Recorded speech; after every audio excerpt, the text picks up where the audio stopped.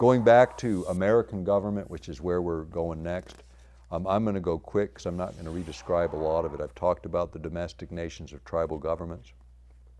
When we really thought about the U.S. government, I don't need to say a lot about it, was really about minimal government and self-determination and not having a big complex thing where we had maximum freedom.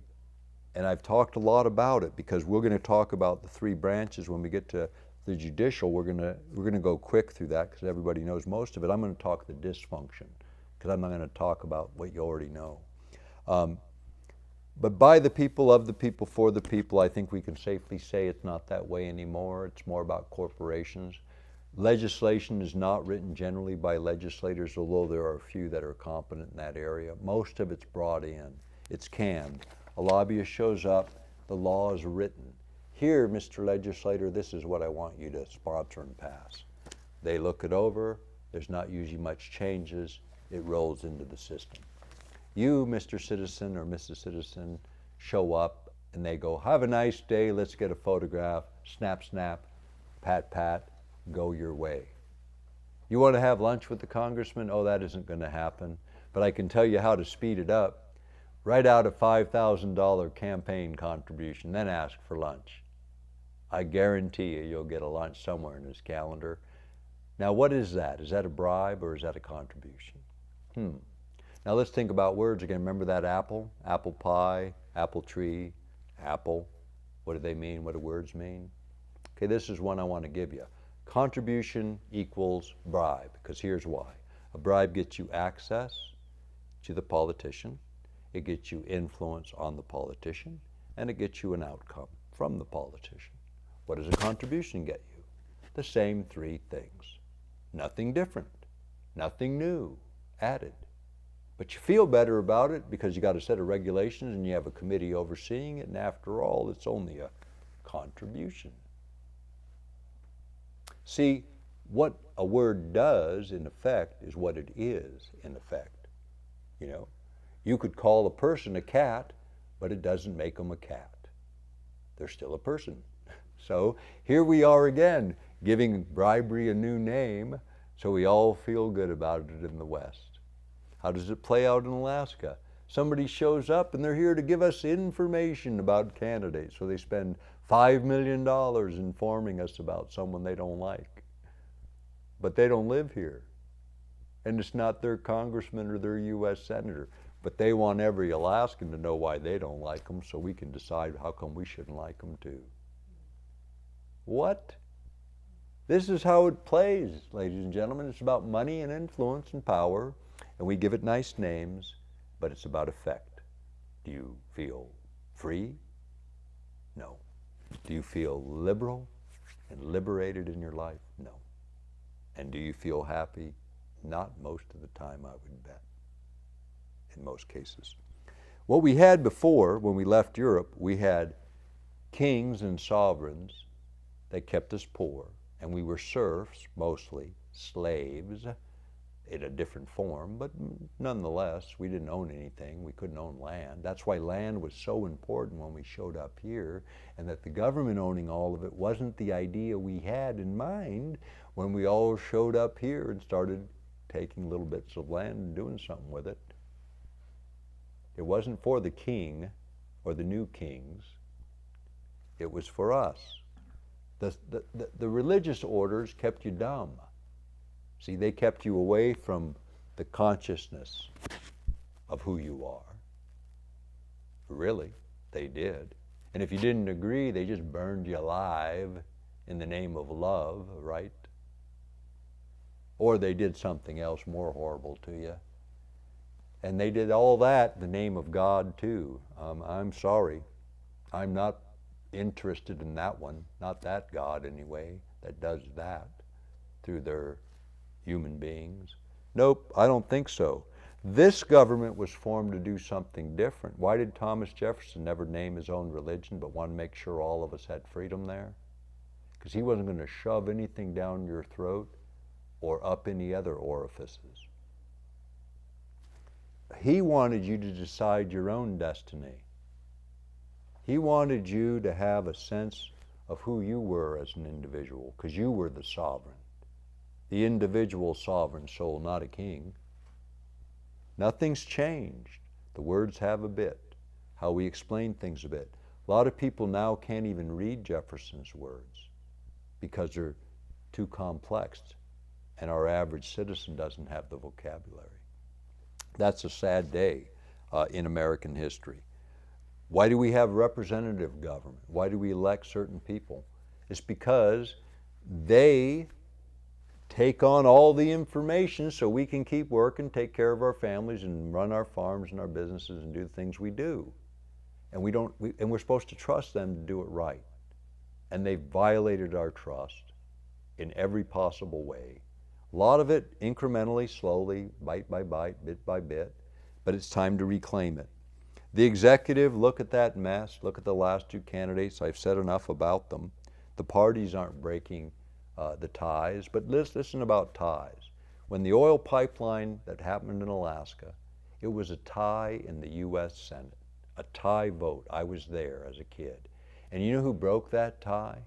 Agnew, before he went to prison. He broke the tie because the Vice President of the United States is the tiebreaker in the Senate. That's why having 50-50 in the Senate, whoever the executive is, they run the show. By getting rid of the filibuster, you get rid of the honor of the minority party, and they're about to do that. That's a mistake. That sets both parties as adversaries and enemies for the long haul, not at a time when we need cooperation. But we're being set up for this by the parties themselves. The legislative branch is the lowest it's been in popularity. 8% can trust it, the rest don't. So it's failed us. Now, what a lot of people don't know is they think congressmen are really well paid. They make around 160 grand a year. It's a lot of money in some places. Try and live on that in Washington, D.C. with a family. It ain't going to happen. You can't. If you got it more than you, you're not going to do it there. Or in the suburbs there, it's too expensive. And then you still have to have a home wherever you came from, because you came from somewhere. You got a home at your home state and there. And you know how many congressmen are living in their offices because they can't keep two residences? You don't really want to know the answer to that. Out of 435, I've heard the numbers around 100. Now stop and think about that as an American. Our congressmen who are running our government can't afford to have a house unless they're rich already in D.C. and in their home district. They can't do it. They got to live in their office, and their family stays in their home district, in their home, and that's how they run their family so they can run our government. And you know, go to Congress when they open the doors again and look at the average age of the staff. They're all under 30. Do you know why? Because they don't make any money. You have to be a roommate in a room with two other people to afford to live in D.C. and work in a congressional office. So there's no old talent there. They're all under 30 for the most part. Half of them trust babies who don't have any connection. They just want a resume line item. And another group that need a resume line item but aren't staying long, but are really brilliant young people. But no continuity of experience in the Congress. This is a problem. This is part of the problem. We're going to take a break here in a minute. I want to get back into the U.S. We're going to blow through the rest of this. We're getting closer. But I want to talk about the dysfunction, some ways to fix it. When we get back, we're going to jump into this. We're going to blow through the federal pretty quickly because we see that already in play. And then we get into some international issues, some quick things on the economy, and then we're going to be wrapping up. We've got probably a couple hours to go, but then we're going to be done. Thanks for being here. We'll be back in just a few minutes. Hang in there. And remember, it's on a YouTube feed. You can always catch the rest and see it again, because if we go too fast, that gives you the ability to go quarter speed, half speed, 3/4 speed, full speed, double time, because that's what YouTube gives you. We'll be right back. And welcome back.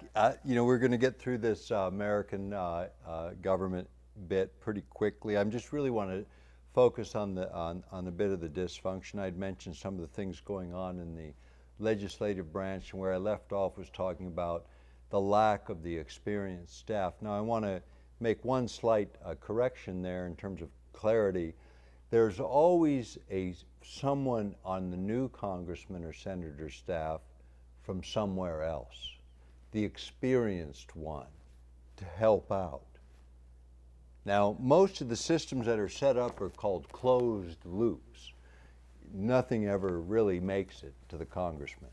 All of your letters and correspondences and handwritten notes and all that get in the loop, and then a response is generated, but the congressman likely never sees any of them. Some of them never see any of them. They don't see what comes in and they don't see what goes out. They don't see any of it. They're not in the loop. You're the only one in the loop, and some staff person.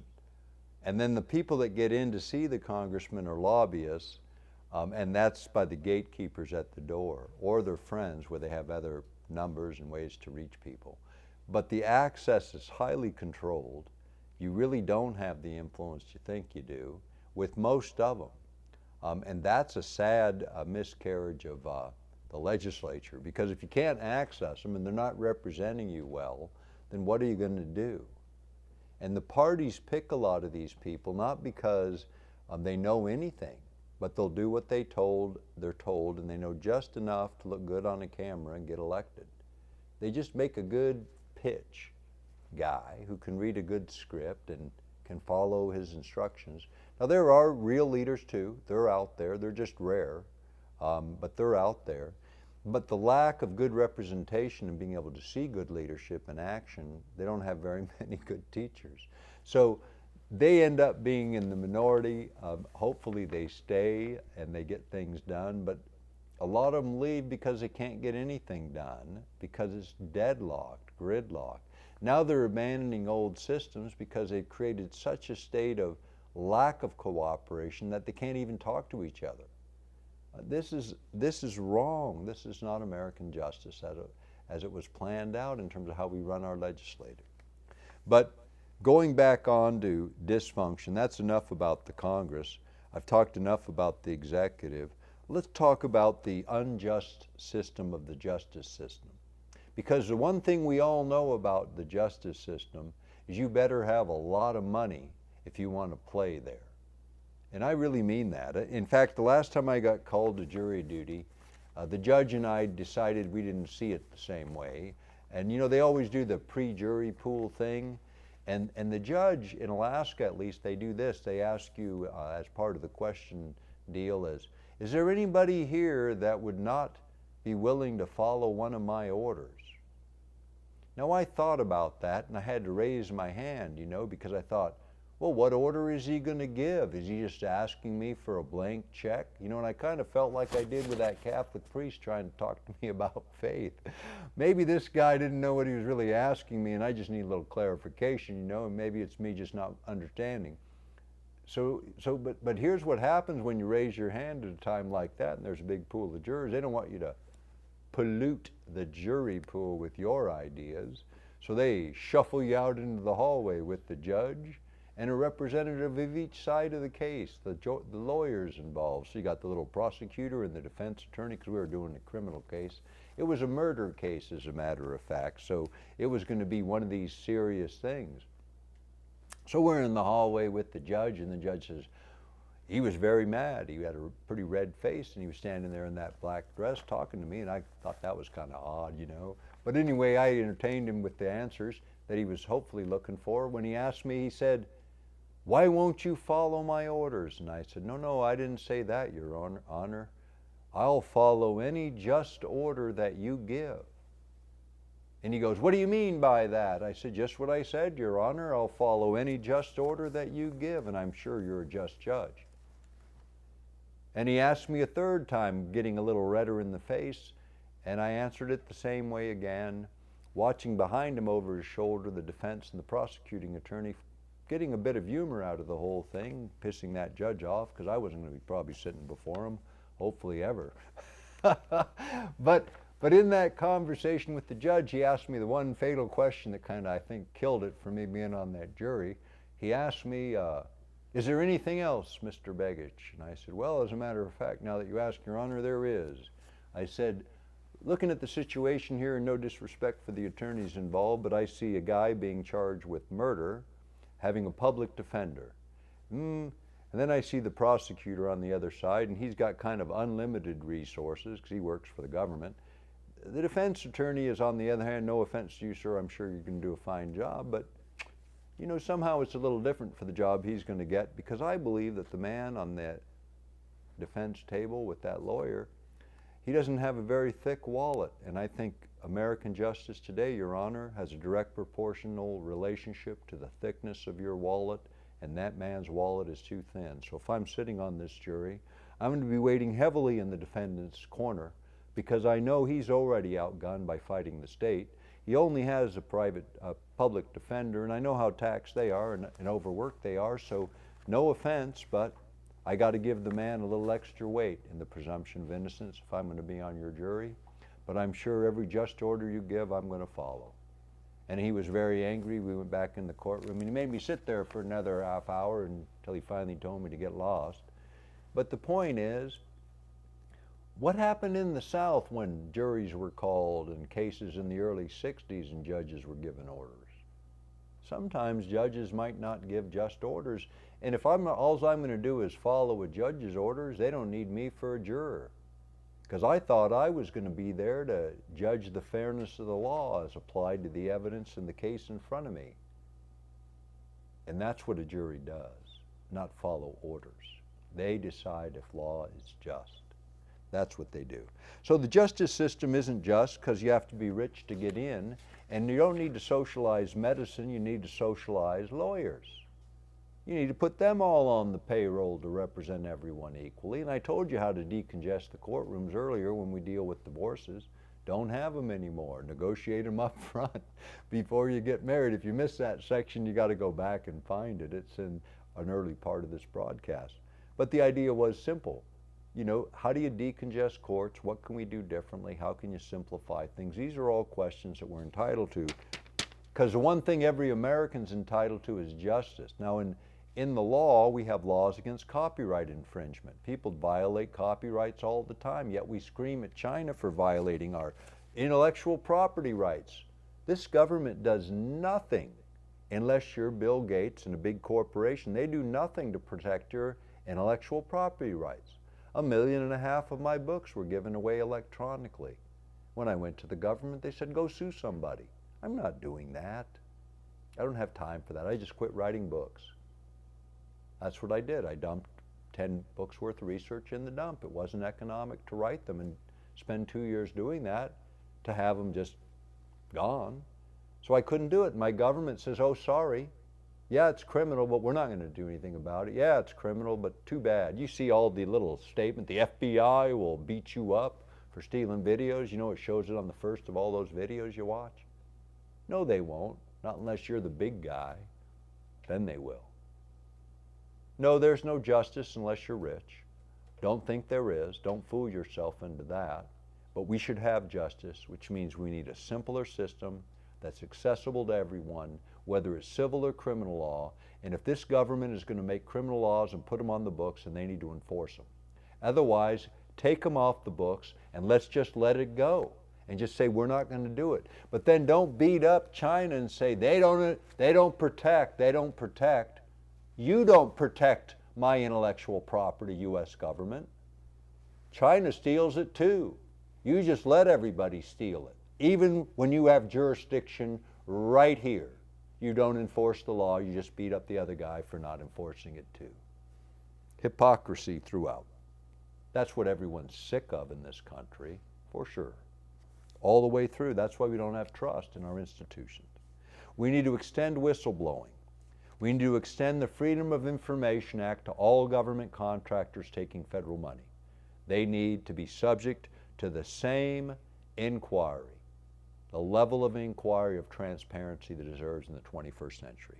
We need to fix the holes in the laws to make our government transparent, turn the cameras on government wherever they can face inward, and see whether it's a coffee break or a project that's getting done. We have a right to know what our employees are doing. We need rewards for whistleblowing, ways for people to come through this. We need ombudsmen with subpoena power to go in and investigate government effectively and report to the public what's going on. We need representative government with whistleblowing capacity to go in to the most secret parts of government to see if we're being screwed over by our government. We need to redo this thing and create rewards for people being honest, and we need to break down the barriers that have kept us from an honest government. And that's big corporations with too much influence, big unions, big nonprofits, too much bigness telling us what to do. It needs to change, and it needs to come back to us. But we have to find our own power first. That's where we started if we're ever going to get our government back. Because they took that from us to make sure we didn't.